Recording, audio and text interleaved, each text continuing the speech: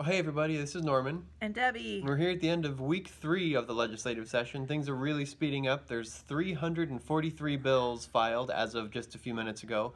Again, that number will probably get up to 4, maybe 500. So a lot left to go, but a lot happened this week. So let's start off with the abortion resolution. Oh, yeah, Senator Jimbo brought a resolution. And a resolution is not the same as a bill, it's just to tell the viewpoint of the legislature on an issue. And so he was congratulating or commending the Supreme Court for the Dobbs ruling, which basically sent the abortion issue back to the states. So I was happy to chime in on that in support. Yep, there's a good resolution saying where the legislature is at.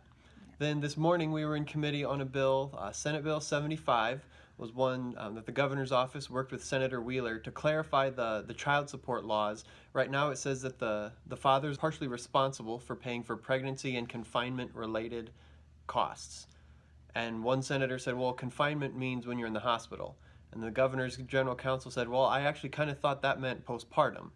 And the courts have never decided what confinement meant. And so this bill really explains, okay, when it comes to child support, the father is responsible to help pay for things like pregnancy-related costs, hospital stays, just really adds clarity to the law. But next, let's do Senate Bill 57. Okay, this is the bad homeschool bill that we've been watching since week 1. We're finally hearing that it's going to be in committee on next Thursday.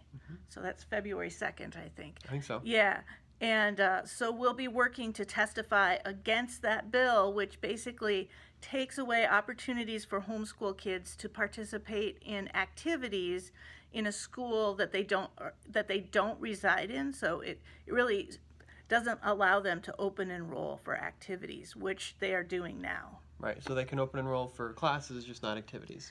Right. Gotcha.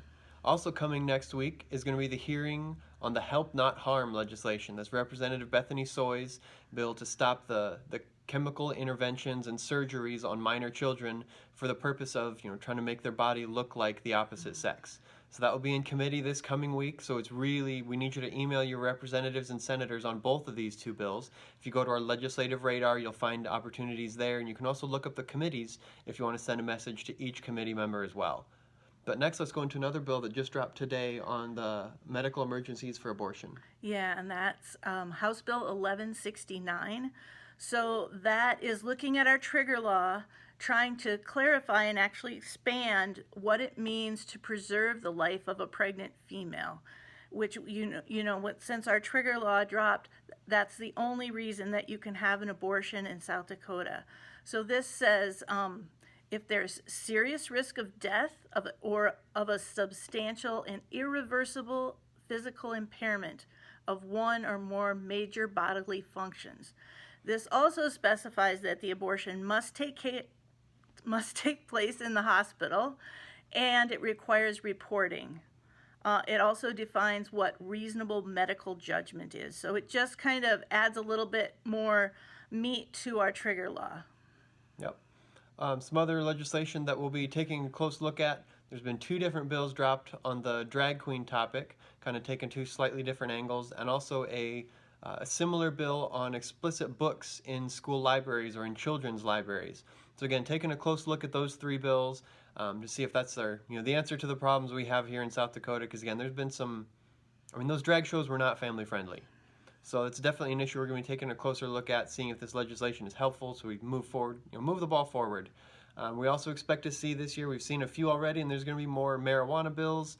The school choice options are still being fleshed out. The governor has her step forward on like foster care children and school choice, and there's other discussions as well. So we're watching for potential legislation or other paths forward. So that's where we're at right now. 343 bills introduced to the end of week 3. Go to fhaaction.org for our legislative radar, for our blog posts, and just to stay updated. But thanks for joining us, everyone. Bye.